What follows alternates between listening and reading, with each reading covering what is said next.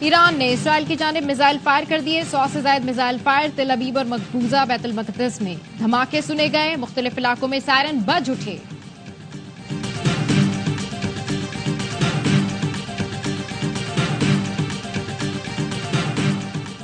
سیالکوٹ میں گاڑی پر فائرنگ. 7 افراد کو قتل کر دیا گیا. کار سوار شیخو پورہ سے واپس سیالکوٹ آ رہے تھے کہ نامعلوم افراد نے فائرنگ کر دی. اور لیفٹیننٹ جنرل ریٹائرڈ محمد علی نے سیکٹری دفاع کا چارج سنبھال لیا. لیفٹیننٹ جنرل ریٹائرڈ محمد علی اہم فوجی عہدوں پر خدمات سر انجام دے چکے ہیں. نئے سیکٹری دفاع کا ٹیم ورک، پیشہ ورانہ مہارت اور تعاون کے فروغ کا عزم. آئینی ترمیم کی جدوجہد قاضی فائز عیسیٰ کے لیے نہیں کر رہا. فائز عیسیٰ اور جسٹس منصور میں سے کوئی بھی آئینی عدالت میں بیٹھے کوئی مسئلہ نہیں. چیئرمین پیپلز پارٹی بلاول بھٹو کا کہنا ہے اپوزیشن کہہ رہی ہے جو کرنا ہے کرو، بس فائز عیسیٰ کو آئینی عدالت کا سربراہ نہ لگاؤ. کون آئے گا کون نہیں یہ فیصلہ کرنے والا میں کون ہوتا ہوں.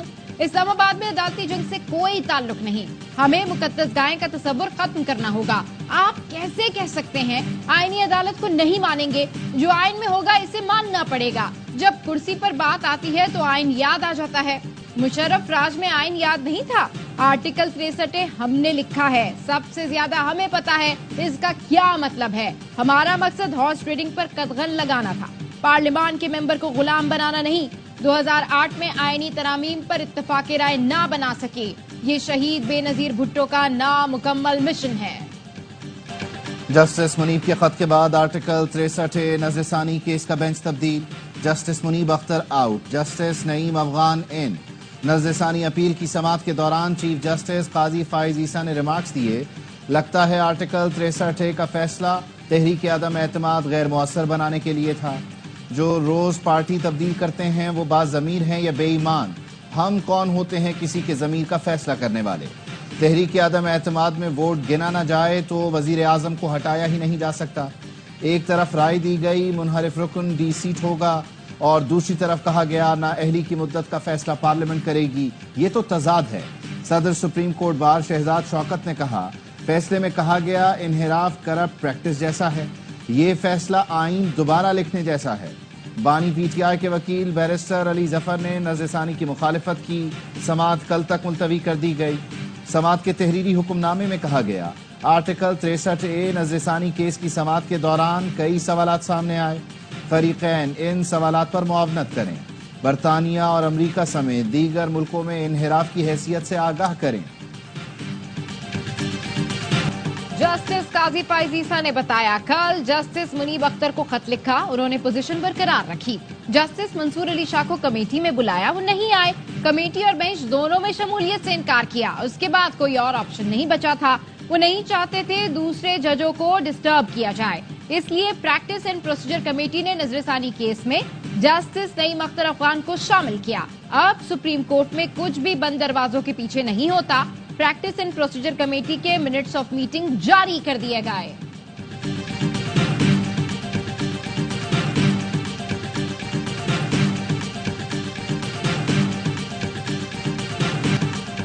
ملک میں آئینی بحران کے ساتھ ساتھ جوڈیشل بحران بھی ہو گیا ہے.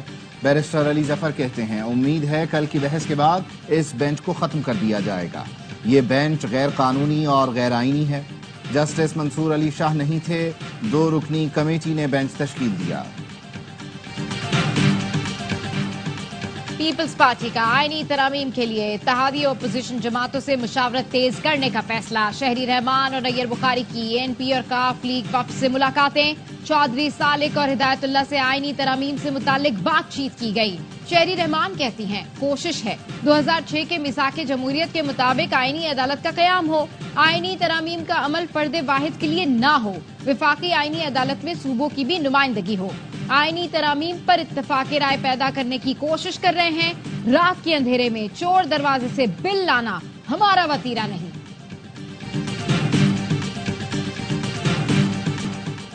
مسلم لیگ نون کی اکثریت آئینی ترامیم میں ناکامی کی وجہ اہم وفاقی وزیر کو سمجھتی ہے. ذرائع کے مطابق نون لیگی قیادت نے نواز شریف کو چند روز پہلے اپنی رائے سے آگاہ کر دیا تھا. اہم وفاقی وزیر نے نون لیگی رہنماؤں کو بتایا مولانا فضل الرحمان ترامیم پر راضی ہیں. سینئر لیگی رہنما کا کہنا ہے مولانا فضل الرحمان کے راضی ہونے تک مسلم لیگ نون اب آگے نہیں بڑھے گی۔ نون لیگ کے تحفظات پر متعلقہ وفاقی وزیر پیپلز پارٹی کے ذریعے مولانا سے رابطے میں ہیں۔ وزیر داخلہ محسن نقوی کی مولانا فضل الرحمان سے ان کی رہائش گاہ پر ملاقات، بلا مقابلہ JUI کے امیر منتخب ہونے پر مبارکباد دی۔ محسن نقوی کا کہنا تھا پارلیمان کی بالادستی جمہوری اقدار کے لیے مولانا فضل الرحمان کا کردار قابل تحسین ہے۔ مولانا فضل الرحمان زیرک، مدبر اور دور اندیش سیاسی رہنما ہے۔ آئینی ترمیم سمیت کافی چیزیں ہو جائیں گی، PTI کو مایوسی ہوگی۔ آئینی عدالت بنے گی، جو پرانی خبریں بتائی تھیں ویسا ہی ہوگا۔ سینیٹر فیصل واوڈہ کی آف دی ریکارڈ میں گفتگو، کہا اس حکومت کو گرانے کے لیے جلسے جلوس کی ضرورت نہیں، یہ اپنے لیے خود ہی کافی ہیں۔ مدت ملازمت میں توسیع کی بات ہو تو سیاستدان کی مدت طویل کیوں ہوتی ہے؟ مصطفیٰ نواز کھوکھر نے کہا آج ملک میں آئینی ترمیم کی بات ہو رہی ہے جبکہ ایوان ہی مکمل نہیں، ایک صوبے کی سینٹ میں نمائندگی ہی نہیں۔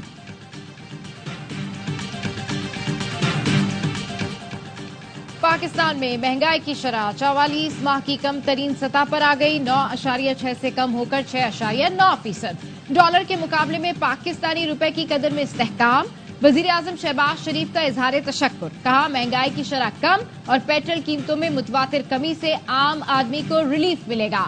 پاکستان کے ڈیفالٹ کی خواہش کرنے والوں کا منصوبہ ناکام ہوا، معیشت مستحکم، سفارتی تعلقات مضبوط اور عام آدمی کی خوشحالی کا سفر شروع ہو چکا۔ FBR نے انکم ٹیکس ریٹرن جمع کرانے کی تاریخ میں 14 دن کی توسیع کر دی۔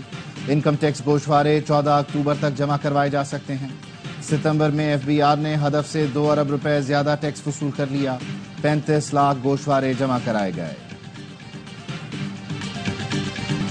انقلاب آتا ہے تو لاکھوں کا مجمع ہوتا ہے، 4 کنٹینر سے انقلاب نہیں رکتا۔ وزیر اطلاعات عطا تارڑ کا کہنا ہے 10 وزیر، 5 سرکاری گاڑیاں اور 200 لوگوں کے ساتھ انقلاب نہیں آتا۔ تبدیلی کا جذبہ، انقلاب کا اعلان صرف اس لیے ہے معاشی اشاریے بہتر ہو رہے ہیں۔ امن و امان کو خراب کرنے کی کوشش کو ریاست برداشت نہیں کرے گی۔ پنجاب حکومت نے میاں والی میں 7، فیصل آباد، ٹوبہ ٹیک سنگھ اور بہاولپور میں 2 دن کے لیے دفعہ 144 نافذ کر دی۔ سیاسی اجتماعات، دھرنے، جلسے، احتجاج پر پابندی عائد۔ تحریک انصاف نے کل احتجاج کی کال دے رکھی ہے۔ ضلع انتظامیہ کی سفارش پر میاں والی میں رینجرز کی تعیناتی کا فیصلہ، اوج شریف میں پولیس کے چھاپے، PTI کے 8 کارکن گرفتار۔ مریم نواز اتنا ظلم کریں جتنا کل کو وہ برداشت کر سکیں، ترجمان KP حکومت بیرسٹر سیف نے الزام لگایا مریم نواز کے حکم پر بشرا بی بی کو جیل میں تنگ کیا جا رہا ہے، رات میں جگا کر تلاشی کے بہانے ذہنی اذیت دی جا رہی ہے۔ مریم نواز کی حکومت میں خواتین پر ظلم کے پہاڑ توڑے جا رہے ہیں۔ عظمہ بخاری نے جواب دیا جھوٹ بولنا اور سنسنی خیز خبریں بنوانا بشرا بی بی کا پرانا شوق ہے، اپنی سیاسی دکان چمکانے کے لیے روز مریم نواز کا نام مت لیا کریں۔ بشرا بی بی انڈے، مرغی یا یخنی پلاؤ کھائیں، اس کی مریم نواز کو کوئی پرواہ نہیں۔ مریم نواز کو کوٹ لکھپت نیب کے عقوبت خانے میں بشرا بی بی کی خواہش پر رکھا گیا تھا۔ انہوں نے جیل کی سختیاں برداشت کیں لیکن کبھی عورت کارڈ استعمال نہیں کیا۔ جنگی جنون میں مبتلا اسرائیل نے فضائی حملوں کے بعد لبنان میں زمینی کارروائی شروع کر دی۔ صہیونی فوج لبنان کے جنوب میں سرحدی علاقوں میں داخل ہو گئی۔ غیر ملکی میڈیا کا دعویٰ، ٹینکوں اور آرٹلری سے حملے، بیروت ایئرپورٹ کے قریب میزائل لانچرز پیڈ کو نشانہ بنایا گیا۔ جنوبی لبنان میں گھر پر اسرائیلی بمباری سے 10 افراد شہید ہوئے۔ اسرائیلی طیاروں نے مہاجر کیمپ میں الیکسا بریگیڈ کے کمانڈر منیر المقدہ کے گھر پر بھی بمباری کی۔ حزب اللہ کا کہنا ہے جواب میں شمالی اسرائیل کی جانب میزائل داغے گئے۔ متحدہ عرب امارات نے لبنان پر اسرائیلی جارحیت کو تشویشناک قرار دیا۔ لبنان کے لیے $100 ملین کے امدادی پیکج کا اعلان۔ برطانوی حکومت نے اپنے شہریوں کو لبنان چھوڑنے کی ہدایت کر دی۔ اسرائیل کی نصیرات کیمپ پر بمباری، مزید 13 فلسطینی شہید۔ صہیونی فورسز نے وسطی غزہ میں اسکول پر بمباری کی جس میں 6 فلسطینی شہید ہوئے۔ حماس کا کہنا ہے خان یونس میں اسرائیلی ٹینکوں کو نشانہ بنایا گیا، اس میں متعدد اسرائیلی فوجی زخمی ہوئے۔ شام میں بھی اسرائیلی فورسز کی درندگی جاری، دمشق میں حملے میں شامی براڈ کاسٹر سمیت 3 افراد جاں بحق جبکہ متعدد زخمی ہوئے۔ اسرائیلی وزیر اعظم کی ڈٹائی برقرار، کہا مشرق وسطی کا کوئی گوشہ ہماری دسترس سے دور نہیں۔ 7 اکتوبر کو پورا پاکستان فلسطینیوں کے لیے کھڑا ہو، جماعت اسلامی حکومت اور PTI سمیت تمام جماعتوں سے بات کرے گی۔ حافظ نعیم الرحمان کہتے جماعت اسلامی آج سے 7 اکتوبر تک غزہ کے مسلمانوں کے ساتھ यकजहती कर रही है। 6 अक्टूबर को कराची और 7 अक्टूबर को इस्लामाबाद में बड़ा मिलियन मार्च होगा।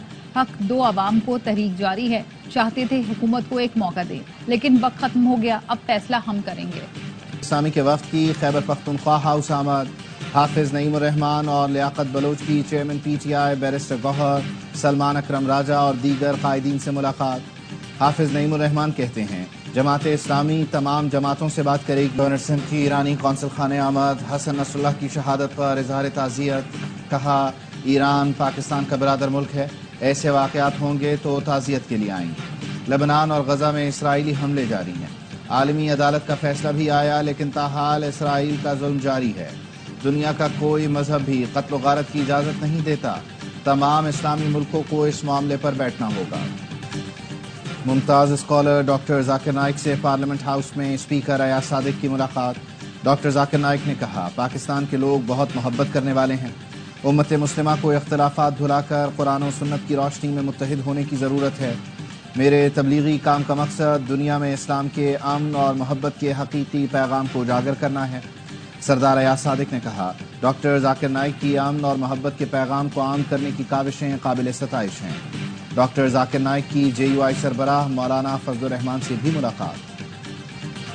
अवामी जमहूरिया चीन के क़याम के 75 बरस मुकम्मल। तियानमेन स्क्वायर पर शानदार परेड। चीनी सदर ने कौमी हीरोज की यादगार पर फूल रखे। तकरीबात का सिलसिला जारी। वज़ीर आज़म शहबाज शरीफ की चीनी सदर को मुबारकबाद। वफाकी वज़ीर दाखिला मोहसिन नकवी ने भी चीनी क़यादत और अवाम को मुबारकबाद दी। जहाँ चीन तरक्की पजीर रियासतों के लिए रोल मॉडल है। चीन पाकिस्तान का सबसे ज्यादा बाएतमाद दोस्त है। आजमाइश की हर घड़ी में पाकिस्तान के साथ खड़ा रहा।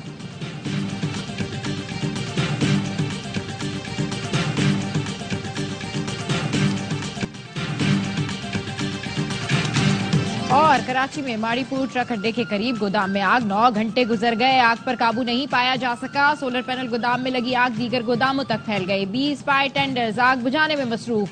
बहरिया की फायर ब्रिगेड भी ऑपरेशन में शामिल। Nooriabad power plant money laundering case. वजीर आला सिंध मुराद अली शाह समेत तमाम मुल्ज़िमान को बरी कर दिया। एहतसाब अदालत ने चेयरमैन नैब की रेफरेंस वापस लेने की दरख्वास्त मंजूर कर ली। कराची में सिविल अस्पताल के बाहर सीवरेज का पानी जमा। मरीजों और तीमारदारों को शदीद परेशानी का सामना। अस्पताल आने वालों को गंदगी से गुजर कर आना पड़ता है। शहरी कहते हैं कोई पूछने वाला नहीं। यहाँ मरीजों को कितनी मुश्किल हो रही है। अमरीकी वज़ीर ख़ारजा एंटोनी ब्लिंकन की भारतीय वज़ीर ख़ारजा जयशंकर से मुलाकात आज होगी। सिख फॉर जस्टिस के गुरपतवंत सिंह पन्नू ने अमरीकी वज़ीर ख़ारजा को खत लिख दिया। कहा मेरे कत्ल की साजिश पर भारतीय शहरी पर फर्द जुर्म आयद हो चुकी।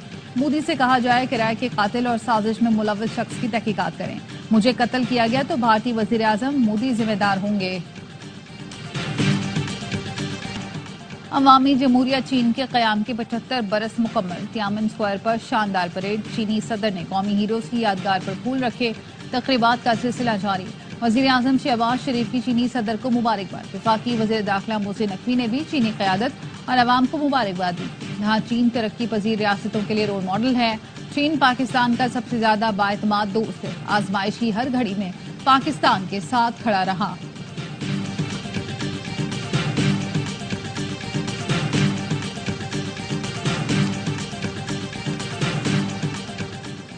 पाक इंग्लैंड टेस्ट सीरीज की तैयारियों का आगाज। कौमी खिलाड़ी आज मुल्तान में स्क्वाड को ज्वाइन करेंगे। कल से ट्रेनिंग करेंगे। इंग्लिश टीम भी कल पाकिस्तान पहुंचेगी। ऑनलाइन टिकटों की फरोख्त जारी। सीरीज का आगाज 7 अक्टूबर से होगा।